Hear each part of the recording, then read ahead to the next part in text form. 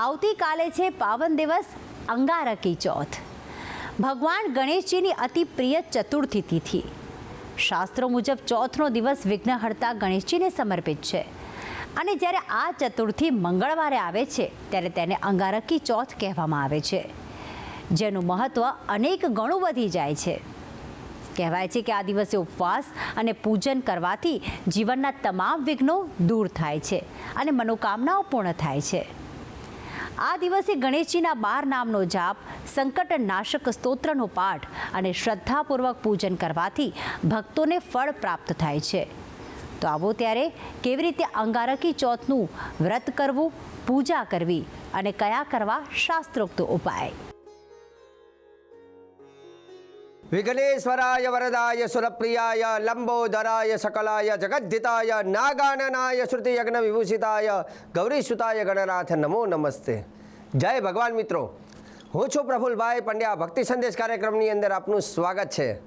આજે હું વાત કરીશ ભગવાન ગણેશજી વિશે, કેમ કે આવતીકાલે છે અંગારકી ચોથ અને અંગારકી ચોથનું શાસ્ત્રમાં બહુ વિશેષ મહત્ત્વ રહેલું છે. અંગારકી ચોથ જે છે એ વર્ષમાં એકાદ બે વખત આવતી હોય છે અને અંગારકી ચોથનું ઉપવાસ, અંગારકી ચોથના અનુષ્ઠાન, અંગારકી ચોથના કરેલા કાર્ય બહુ શુભ પરિણામ આપે છે. હવે એ વાત અંગારકી ચોથ કેવી રીતે આવે છે? ભગવાન ગણેશજીની શુભ તિથિ ચતુર્થી તિથિ છે. જે લોકો ગણેશ ઉપાસક હોય, જે લોકો ભગવાન ગણેશજીને બહુ માનતા હોય, તે લોકો ખાસ કરીને ચતુર્થી તિથિનું વ્રત કરતા હોય છે.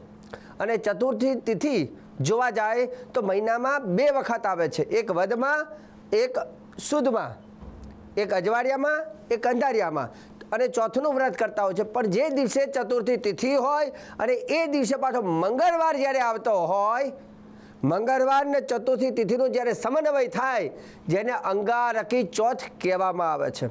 અને અંગારકી ચોથનું પરિણામ એવું હોય છે કે જે અન્ય તિથિમાં તમે જે ગણેશજીની આરાધના કરતા હોય, પણ અંગારકી ચોથના દિવસે કરવાથી એનું 11 ગણું પુણ્ય તમને પ્રાપ્ત થાય છે. બીજા નંબરની વસ્તુ, અંગારકી ચોથનું વ્રત અનુષ્ઠાન કરવાથી વ્યક્તિના જીવનમાં વિઘ્ન દૂર થાય છે, કેમ કે ભગવાન ગણેશજી વિઘ્નના દેવ છે. વિઘ્નેશ્વર, વિઘ્નને હરનાર જે દેવ છે એ છે વિઘ્નેશ્વર. એ ભગવાન ગણપતિ દાદા મનુષ્યની જીવનની જે મુશ્કેલીઓ છે, જે તકલીફો છે, આદિ વ્યાધિ ઉપાધિ જેને હણી લે છે, વિઘ્નને હણવાનું કામ ગણેશજીનું છે. તો ભગવાન ગણેશજી વિઘ્નને તો હરે છે, સાથે સાથે ભગવાન ગણેશજી ભક્તોને વરદાન આપે છે. મનોકામના સિદ્ધ થાય છે, જીવનમાં કાર્યમાં સફળતાની પ્રાપ્તિ થાય છે, બાળકોને સારી વિદ્યાની પ્રાપ્તિ થાય છે, વિવાહની અંદર જેને વિલંબ આવતું હોય તો એ લોકોને પણ સારી સફળતા મળે છે, સાથે સાથે વ્યાપારમાં સારી તરક્કી અપાવે છે અને આરોગ્ય સારું રાખે છે, મતલબ નિરોગી આરોગ્ય બને છે. તો આ બધી જ વસ્તુના આશીર્વાદ આપે છે ભગવાન ગણેશજી. તો ભગવાન ગણેશજીનું જો તમારે વ્રત કરવાની અપેક્ષા હોય, પૂજન કરવાની અપેક્ષા હોય, તો આવતીકાલે અને આજે બંને દિવસે હું તમને ભગવાન ગણેશજીના ઉપાય જણાવવાનો છું. આવતીકાલે તમને ભગવાન ગણેશજીનું પૂજન અને ભગવાન ગણેશજીની આરાધના કઈ રીતે કરવી અને ચંદ્ર દર્શનનો સમય શું છે એ પણ આવતીકાલે હું તમને જણાવીશ. પરંતુ આજે હું ભગવાન ગણેશજીના 12 નામનું સ્તોત્ર એના વિશેની ચર્ચા કરીશું. કેમ કે આવતીકાલે જો તમે આ 12 નામનું સ્તોત્રનું કરો છો તો એનાથી ભગવાન ગણેશજી બહુ પ્રસન્ન થાય છે. આમ જોવા જાય તો ભગવાન ગણેશજીનું આ અંગારકી ચોથનો વ્રતના નીતિ નિયમ પ્રમાણે જોવા જાય તો સવારે વહેલા ઉઠીને સ્નાન કરીને સૂર્યદેવને અર્ઘ્ય પ્રદાન કરીને ભગવાન ગણેશજીની પૂજા કરવાનું મહત્ત્વ રાખેલું છે. ઉપવાસ કરવો જોઈએ. ઉપવાસ એટલે બને ત્યાં સુધી અન્નનો ત્યાગ કરવો જોઈએ અને ફળ અને દૂધ, જ્યુસ વગેરે આપ પી શકો અને રાત્રિના સમયે ચંદ્રના દર્શન કર્યા બાદ વ્રતને આપ છોડી શકો છો. એ સવારથી માંડીને સાયંકાલ સુધી ભગવાન ગણેશજીની વિશેષ પૂજા કરી શકાય અને ગણેશજીના પાઠ અને સ્તોત્ર કરી શકાય. હવે ભગવાન ગણેશજીનું જે શ્રેષ્ઠ સુંદર જે સ્તોત્ર છે એના વિશે આજે હું તમને ચર્ચા કરી રહ્યો છું. ભગવાન ગણેશજીનું જે સ્તોત્ર છે જેને એવું કહેવાય ગણેશ સંકટનાશન સ્તોત્ર કહેવામાં આવે છે. સંકટનાશન મતલબ કે સ્તોત્રનું નામ જ છે સંકટનાશન. સંકટ એટલે પ્રોબ્લેમ, મુશ્કેલી, તકલીફ, વિઘ્ન, આ બધી વસ્તુને નાશન એટલે કે એને નાશ કરે છે, એને કહેવાય સંકટનાશન. તો તમામ વિઘ્નને દૂર કરનાર વિઘ્નેશ્વર ભગવાનના જો આ વિઘ્નનાશન એટલે કે સંકટનાશન સ્તોત્ર જો બોલવામાં આવે છે ભગવાન ગણેશજીની સામે, આમ શક્ય હોય તો 108 હું જે કહું છું તે સ્તોત્ર ભગવાન ગણેશજીનું જે સ્તોત્ર છે લગભગ એના થોડા જે શ્લોકો છે એ શ્લોકોનો પાઠ તમે જો 108 વખત સ્તોત્ર બોલો છો આખું, તો એનાથી ભગવાન ગણેશજી પ્રસન્ન થાય છે. અને જો સ્તોત્ર બોલવામાં તમે સક્ષમ નથી ફાવતું, તો એ સ્તોત્રમાં ભગવાન ગણેશજીના જે 12 નામ છે તે 12 નામની માળા કરવાની, પણ એક નામની માળા 12 કરવાની, એટલે 12 નામની માળા એ પ્રમાણે કરવાની આખા દિવસ દરમિયાન. તો એના કરવાથી પણ તમારા જીવનની જે મુશ્કેલીઓ છે એ બધી ટળી જશે. પરંતુ આ સ્તોત્ર પાઠ કરતાં પહેલાં ભગવાન ગણેશજીની પૂજા કરી એક અખંડ દીવો ચાલુ રાખવાનો અને ભગવાનની સામે તમારે બેસી હાથમાં પાણી લઈને સંકલ્પ કરવાનું. કેમ કે કોઈ પણ વસ્તુ કરવી હોય તો એ પહેલાં સંકલ્પ કરીએ છીએ. સંકલ્પ એટલે કે તમારો વિચાર તમે શાના માટે કરવા માગો છો. કોઈ લગ્ન માટે કરવા માગતો હોય તો એને પોતાના ભગવાન ગણેશજીની સામે પ્રશ્ન મતલબ સંકલ્પમાં એવું કહેવાનું કે હે ભગવાન મારા શીઘ્ર વિવાહ થાય. હા, સંસ્કૃત નહીં આવડે તો ચાલશે, ગુજરાતીમાં બોલજો, પરંતુ ભગવાનને તમારે એ સંકલ્પ હાથમાં પાણી રાખીને એ ઉદ્દેશ્ય કહેવાનો છે કે આ ઉદ્દેશ્ય માટે ભગવાન હું કરું છું. કેમ કે ઉદ્દેશ્ય કીધા વગર કોઈ કાર્ય સિદ્ધ થતું નથી, તો એને કહેવાય સંકલ્પ. હવે રહી વાત કે ભગવાન ગણેશજીનું જે સ્તોત્ર જે છે એના વિશે આપણે ચર્ચા કરીએ. તો સ્તોત્ર આ પ્રમાણે છે જેને કહેવાય સંકટનાશન સ્તોત્ર.